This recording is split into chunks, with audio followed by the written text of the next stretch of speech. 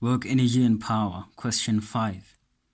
A constant force F applied at an angle of 20 degrees above the horizontal pulls a 200 kg block over a distance of 3 meters. So the block was here and then it was pulled all the way to here on a rough horizontal floor as shown in the diagram below. The coefficient of kinetic friction between the floor surface and the block is 0,2. 5.1. Give a reason why the coefficient of kinetic friction has no unit. The coefficient of kinetic friction has no unit because it is the ratio between two forces. So the units of those forces cancel each other out. 5.2. State the work energy theorem in words.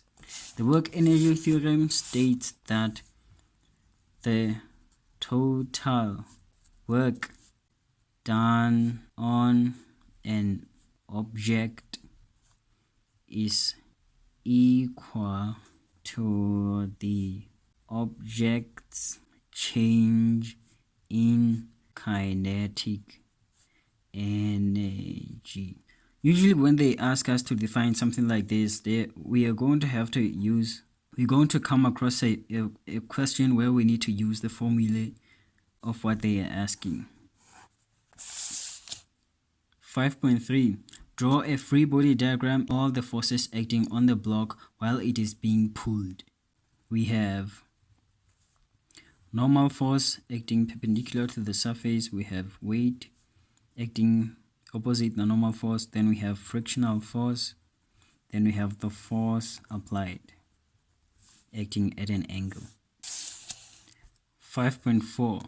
Show that the work done by the kinetic frictional force WFK on the block can be written as Fk is equal to negative 1176 plus 0,205 F joules. Now we can just say work done by frictional force is equal to frictional force times displacement times the angle between the displacement and the force. And we are told that the displacement is 3 meters. So we are going to have 3 cos of frictional force is acting in the opposite direction to the displacement of our object. Our block is being displaced in this direction and friction is acting in this direction. So the angle between this and this is 180 degrees. 180 degrees. And we do not have frictional force, so we won't have to find it somehow. Now for the sake of making things simpler, let's draw another free body diagram, but this time we're going to break down all the components of the force applied. We have normal force, we have weight, then we have the component of the force applied that is perpendicular to the surface, and then we have the component of the force applied that is parallel to the surface. Then we have frictional force. Frictional force is equal to UK times normal force, but in this case normal force is no longer just equal to weight.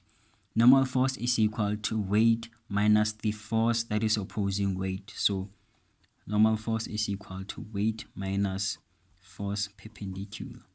If for instance we were given a scenario where the vertical component of the force was going downwards, then normal force was going to be equal to weight plus the force that is acting in the same direction as weight. But in this scenario, we have a force that is acting against weight, so we say weight minus that force.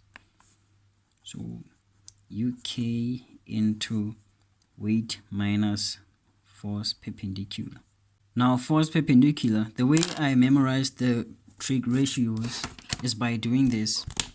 I only memorize weight parallel is equal to mg sine theta. That's easy to memorize. Weight perpendicular is equal to mg cos theta. That's easy to memorize, right? And then what I do for force is I say force parallel is equal to force, if this is sine, then it's going to be cos theta. Then force perpendicular is equal to force, if this is cos, then this is going to be sine theta. Weight is mg minus f sine theta. Now we are told that the coefficient of kinetic friction is 0,2. 0,2 into the mass of our block is 200 kilograms. 200 times the gravitational acceleration, 9,4 minus f sine of 20 degrees. 0,2 into 200 times 9,8, 392 minus 0,2 into sine of 20, 0,068404 F. Now this is our frictional force, so we're going to put it over here. So we're gonna have to say W friction is equal to this whole thing, 392 minus 0,068404 F multiplied by 3. Now cos of 180 is -1. We're going to have 392 into 3 is 1176 minus 0,068 times 3, 0,068404 times 3 is 0,205212. All this is multiplied by -1, so the signs are going to change. You're going to have -1176 plus 0,205 F. I forgot to put F here. F. This F. F. Now this is what they asked us to prove. Now 5.5.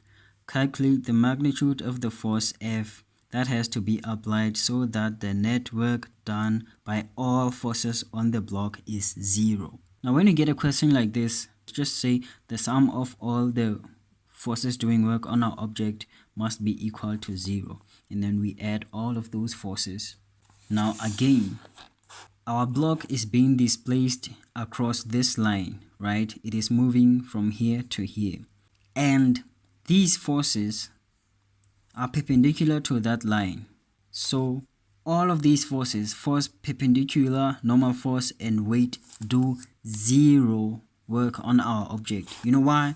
Because let's calculate the work done by weight on our block.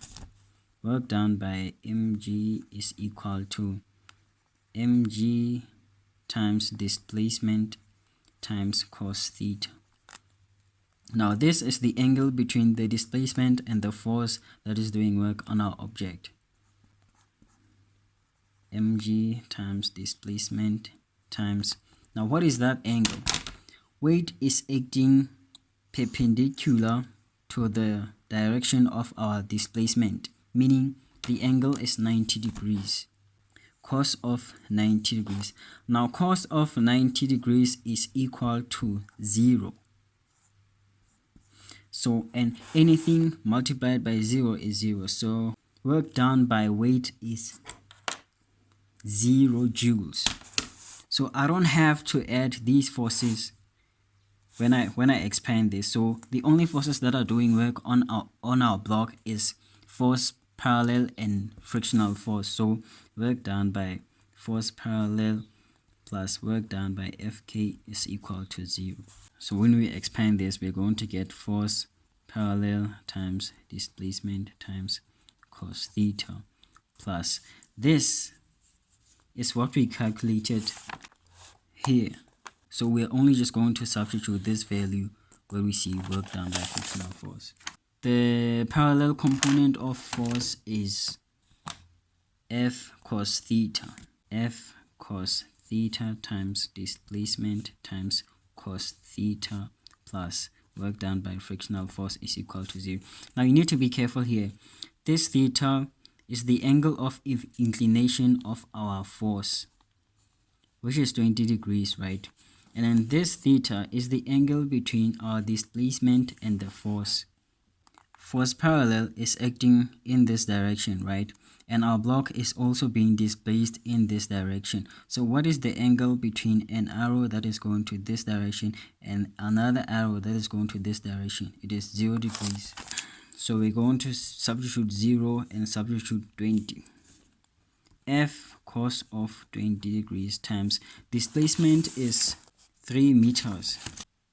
3 times cos of 0 degrees plus this value, negative 1176 plus 0,205 F is equal to 0. So when we put cos of 20 degrees times 3 times cos of 0 degrees into our calculator, we get 2,819,07786 minus 1176 plus 0,205 F is equal to 0. More now we have F. So more now we have like terms. So when we add them up, we get 2,81 something plus 0,205. We get 3,024077862 F is equal to, I'm going to transpose this number to that side, so it's going to be 1176 divided by 3,024077862. I don't round off before I get to the final answer. Divided by 3,024077862.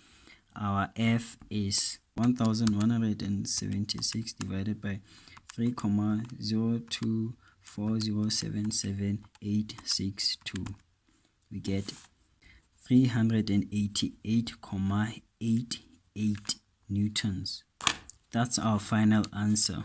Thank you for watching.